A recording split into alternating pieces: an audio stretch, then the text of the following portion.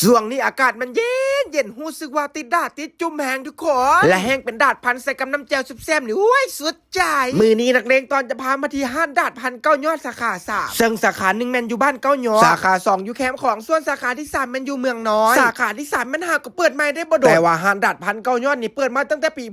1995พุ่นก็จัดว่าเป็นอีกหนึ่งห้านแซ่บในตำนานเล็กก็ว่าได้ทีเด็ดของห้านเล็กกับแมนซินมาร์กนี่แหละจะมีทั้งซินหมูนมหมูซินงัวเสือห้องไห้กินคู่กับข้าวปุ้นเครื่องเคียงและผักผ่านใส่กับน้ำแจ่วสุดเด็ดของทางห้านตำนานความแซ่บเศร้ากว่าปีและอยู่ห้านพนีข้าวสเบิก2 แถม 1เด้อมาต่อกับการกินพันกันดีกว่าใส่ข้าวปุ้นเครื่องเคียงใส่ซินแล้วก็ราดน้ำแจ่วลงไปแล้วก็โมมครับใหญ่ๆคือเจ๊ใหญ่เฮาเนี่ยคือแบบเป็นการกินที่ซาใจค่ะขนาดอีพ่ออีแม่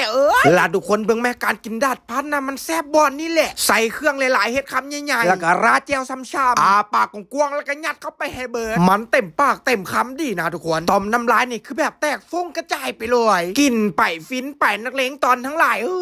แซ่บและแห้งทรงนี้อากาศก็เป็นซีเย็นๆแน่การกินดาดกินจุ่มกินพันแบบนี้มันก็จะเป็นอย่างที่เข้ากับบรรยากาศสุดๆกะซีบ่เว้าหลายใหญ่ห่างเด้อพากันตามไปจัดด่วนเลยอยู่ที่ห้านซินดาดพันเก้ายอดสาขา3ห้านเพิ่นจะเปิดทุกมื้อตั้งแต่บ่าย 2:30 จนฮอด 10:30 ตอนแรงห้านแม่นตั้งอยู่บ้านเมืองน้อยอยู่กงกันข้ามหรือว่าย่ำย่ายไส้สวยกับโรงเรียนประถมเมืองน้อยเลยไปบ่ฮอดจอดบ่ถึงได้แอดฝากเบอร์โทรกับโลเคชั่นไว้ให้ตืม